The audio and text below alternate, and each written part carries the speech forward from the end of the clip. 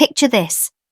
Hours before my daughter's dream wedding, I catch my husband whispering secrets with her groom in our own kitchen. Then my daughter pulls me aside, her voice trembling. "Mom, it's not just them, it's worse."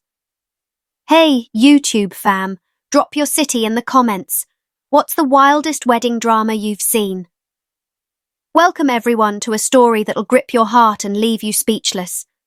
I'm Lauren Harper, and I'm sharing the day my perfect life unraveled, revealing lies that shattered my family, but set us free.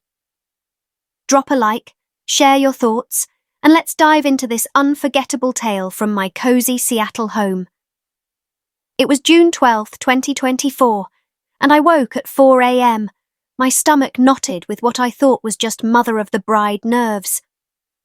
My daughter, Chloe, 26, was marrying Nathan, a charming tech entrepreneur. I'm a freelance graphic designer, running my business from a sunlit studio in our Queen Anne bungalow. That morning, I sat there, sketching wedding tableaus to calm my nerves, picturing the lavender-draped gazebo in our backyard where Chloe's ceremony would unfold. Fairy lights twinkled in my mind's eye, each one checked twice by me. I'd spent months perfecting every detail. Chloe deserved a fairy tale. For 22 years, I'd built a life with my husband, Derek, 44, a smooth-talking real estate agent who could sell ice to a glacier. I was the planner, the one who balanced our budget, organised Chloe's art shows, and kept our family grounded. Derek was the dazzler, always the centre of attention. Lately, though, his late nights and vague excuses, client dinners, he'd say, had left a chill between us. I brushed it off. You don't question 22 years over a hunch.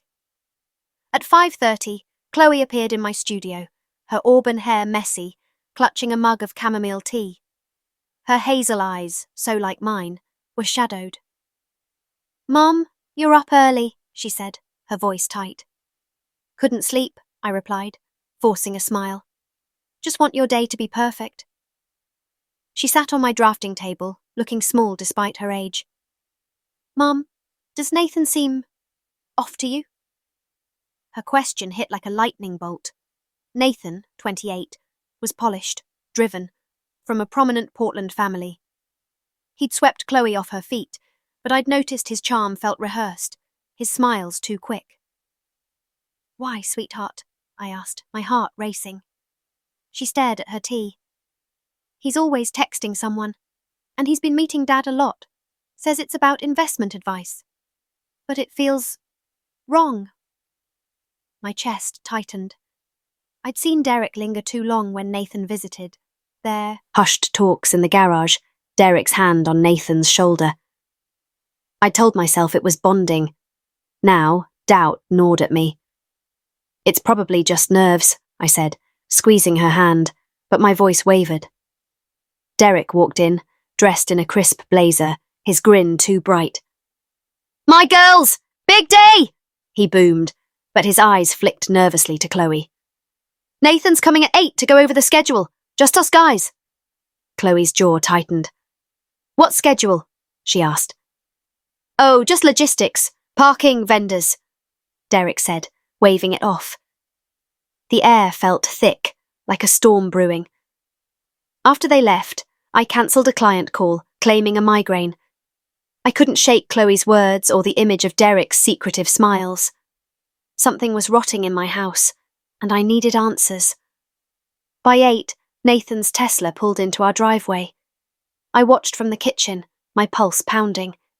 He strode in, all confidence, shaking Derek's hand like they shared a private joke. I slipped out the back, circling to the side yard, hiding behind the rhododendrons. I felt absurd, spying in my own home, but I had to know.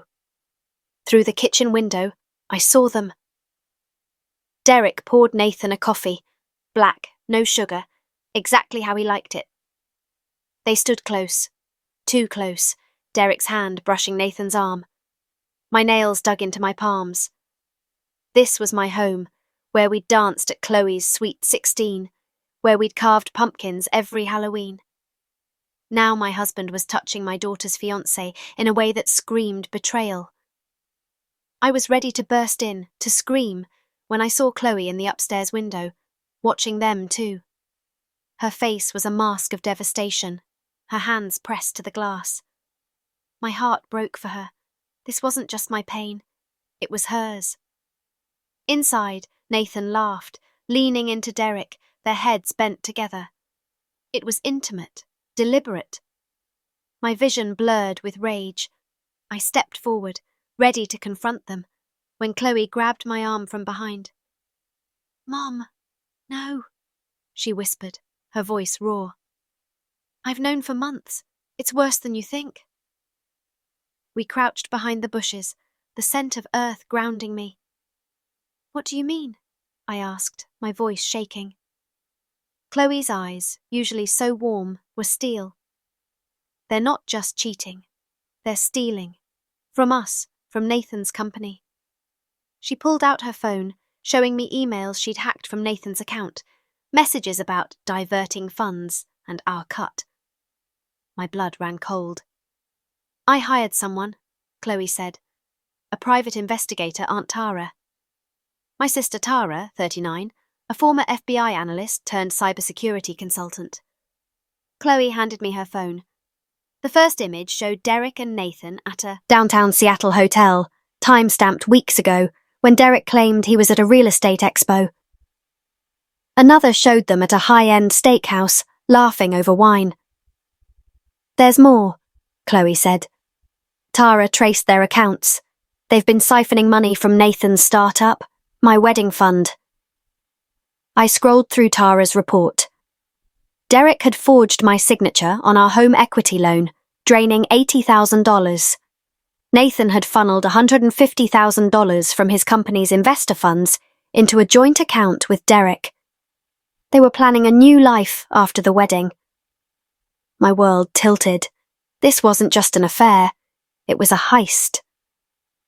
"We're not stopping the wedding," Chloe said, her voice fierce.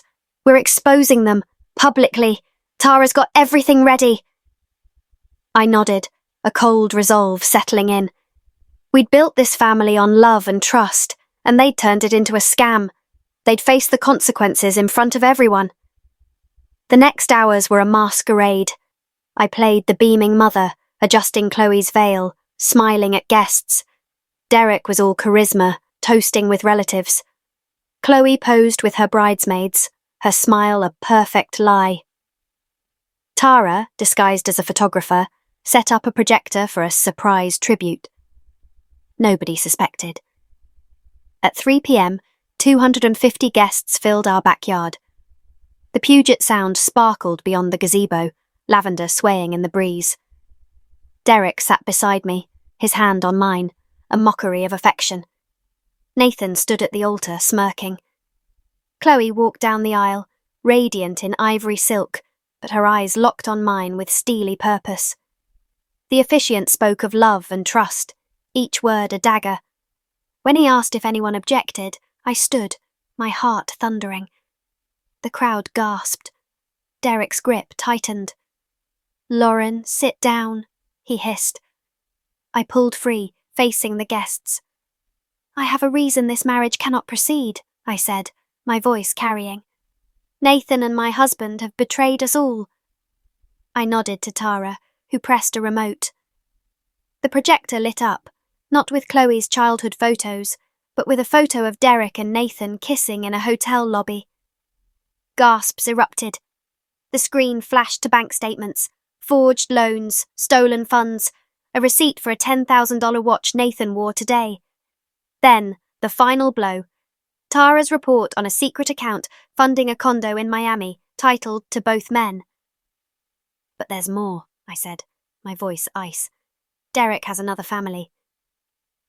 The screen showed a photo of a 12-year-old boy, Liam, from Tacoma. A DNA test confirmed Derek as his father, hidden for years, supported by our savings. The crowd was silent, stunned. Nathan's parents, tech moguls, looked like they'd been slapped. Chloe stepped forward. "You stole my future," she told Nathan, her voice breaking but strong. "And you," She turned to Derek. You broke our family. Nathan tried to speak, but the crowd's murmurs drowned him. Derek stood, shouting, This is a lie. But Tara stepped forward, now in her consultant badge. Not lies, Derek. Evidence. The police are waiting. 2 officers emerged, cuffing Nathan for embezzlement. Derek bolted, but Tara's old FBI colleague tackled him near the gazebo. The crowd filmed, phones flashing like paparazzi. Chloe and I stood together, watching our old life burn. If this story hit you, smash that like button and comment truth below. Share your own stories. Let's build this community. The aftermath was chaos. Nathan faced charges, his startup collapsed, his family's reputation in tatters. Derek lost his license, his clients, and his dignity, moving to a dingy apartment. I filed for divorce, keeping our home and assets. Chloe started therapy, then launched her own art studio, thriving. Liam, the boy, became part of our lives, a shy kid who loved Chloe's sketches.